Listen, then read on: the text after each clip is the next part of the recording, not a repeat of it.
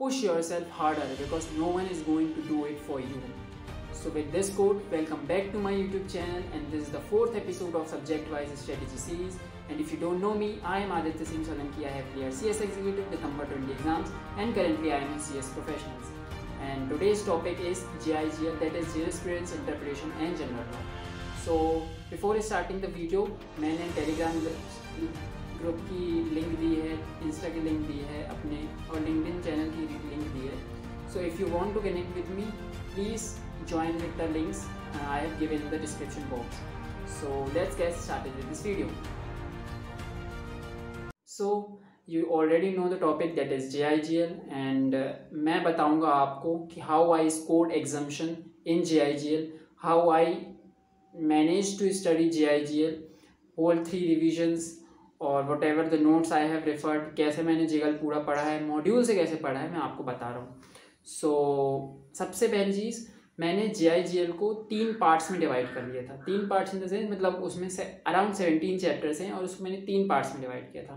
First part, second part and third part. First part में मेरा था 5 chapter, that is CRPC, IPC, CPC, constitution and interpretation. ये 5 chapters मैंने part 1 में रखे थे और ये मेरी फर्स्ट प्रायोरिटी में रहते थे कि इनको तो मुझे पहले ख़त्म करना है कैसे भी हो, बिकॉज ये मार्क्स अराउंड, ये chapters around 40 to 45 marks cover करते हैं. सो और फिर मेरे पास सेकंड पार्ट था जो कि मेरे पेस पे मैंने इसमें छोटे छोटे चैप्टर्स रखे थे, जैसे कि लिमिटेशन, टॉर्ट और अपना ये स्टैम्प एक्ट. मतलब पार्ट B2 में, जो मैं आपको लिस्ट दे दूंगा, ये सारी लिस्ट है, उस लिस्ट में मैंने पार्ट 2 में रखे थे. फिर पार्ट 3 में मैंने जो थोड़े बहुत बचे हुए चैप्टर, जैसे कि IT हो गया अपना और स्टैम्प एक्ट हो गया, ये सारे मैंने पार्ट 3 में रखे थे. तो इस तरीके से मैंने JIGL की पढ़ाई की थी. मतलब पहले मैं पार्ट 1 पे फोकस करता था, देन पार्ट 2 पे फोकस, देन पार्ट 3 पे. पार्ट 1 पे मेरा फोकस इसलिए ज़्यादा रहता था क्योंकि वो कवर भी ज़्यादा सब सिलेबस को कर लेता है और उसमें मार्क्स भी ज़्यादा आते हैं. So first cover the first part, then second part, then third part, because इसमें कोई JIGL में कोई पार्ट नहीं है. ठीक है, पूरा 100 मार्क्स का पेपर है और डायरेक्ट क्वेश्चन. सबसे मेन बात यहाँ पे पहली चीज़ है, सबसे सिंपल एग्ज़ाम होगा JIGL का. मैं बता रहा हूँ, मतलब 8 एग्ज़ाम्स में सबसे सिंपल एग्ज़ाम है JIGL, जो कि क्वेश्चन भी बहुत डायरेक्टली आते हैं. बट प्रॉब्लम इसमें रहती है कि लिखना कैसे है क्वेश्चंस को. तो उनके क्वेश्चंस के आंसर लिखने के लिए फर्स्ट ऑफ ऑल मेन चीज़ तो इसमें ये है कि तुमको भले कुछ भी आ रहा हो, बट उसको तुम्हें हिंदी में, तो जैसे जिसकी इंग्लिश की प्रॉब्लम है, उस चीज़ को हिंदी में एटलीस्ट पता होना चाहिए कि तुम क्या कर रहे हो.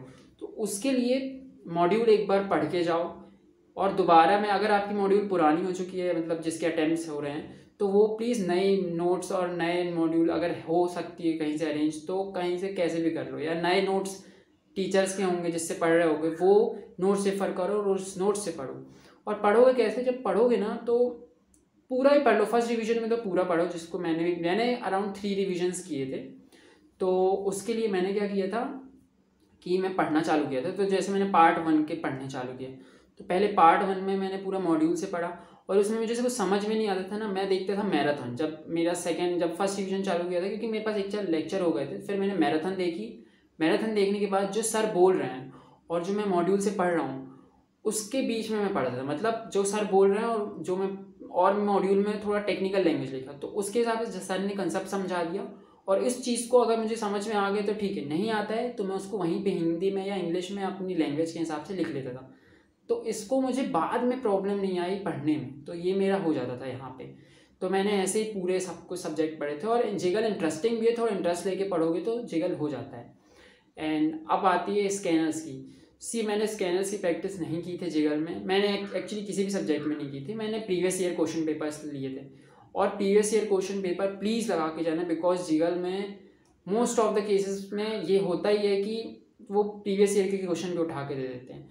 और एग्जामिशन का मेरा मेन रीज़न यही था कि मैंने प्रीवियस ईयर क्वेश्चन लगा के गया था, और एक मॉक लगाया था मैंने JIGL का, बिकॉज मुझे देखना था कि मैं आंसर्स कैसे लिख रहा हूँ. तो मेरे कंपैरेटिवली आंसर सही थे, मतलब ऐसे देखा जाए तो, मतलब मैं सही लिख रहा था, तो मुझे इतना कोई इशू आया नहीं.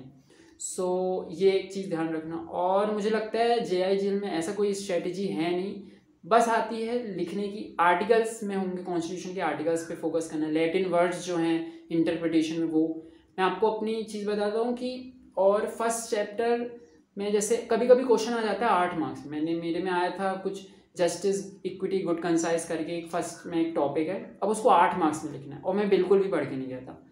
तो उस क्वेश्चंस को मैंने लिखा कैसे, जैसे मैंने पहली चीज़ तो मुझे पता था कि सेकेंडरी लॉ का है, तो सेकेंडरी लॉ का मैंने थोड़ा सा लिखा, फिर उसके बाद मैंने जस्टिस इक्विटी और इन सब को डिफाइन कर दिया। फिर अगर जैसे कभी चीज़ें नहीं आ रही हैं तो तुम ऐसे लिखो कि सामने एग्जामिनर को समझ में आए, मतलब चेकर को समझ में आए कि यार जो तुमने लिखा है वो सही ही होगा। मतलब शुरू और हमेशा हमेशा स्टार्ट अपना एग्ज़ाम वहीं से करना जहाँ से तुम्हारे पेपर बहुत अच्छे से आ रहे हो, जो जिस क्वेश्चन से, उस क्वेश्चन से चालू करना, या लास्ट से या शुरू से या बीच से, तो वो पहले शुरू करके एंड तक जाना। वो बहुत ही इफ़ेक्टिव मेथड है। और इससे क्या रहता है कि जो हमारे जो लास्ट में गलत आंसर होते हैं उसको चेकर इतना ज़्यादा इशू लेता नहीं है, मतलब मार्क्स दे देता है। सो आई थिंक ये कुछ स्मार्ट वर्क के साथ पढ़ाई करोगे जेगल की तो it's not an issue, JIGL में अच्छे मार्क्स आ जाते हैं। पढ़ने का तरीका यही है कि एक बार मैराथन देखो और दोबारा उस चीज़ को जब तुम पढ़ोगे ना उसको हिंदी में लिख लो, कैसे भी, तो ये बहुत इंपॉर्टेंट है। तो JIGL के लिए सबसे मेन इंपॉर्टेंट चीज़ यही है। And that's it. JIGL में स्कोर बहुत अच्छा हो जाता है, सिंपल है, बस थोड़ा एग्ज़ाम में पैटर्न है तो थोड़ी राइटिंग प्रैक्टिस करो, बहुत अच्छे से स्कोर हो जाते हैं question. All the best and stay safe, stay healthy, and please do like, comment and share and subscribe to my channel and share with your friends also, so that उनको भी कोई प्रॉब्लम्स आ रही हो तो करो, क्योंकि अपन 1K में आने वाले हैं guys. Please do subscribe it.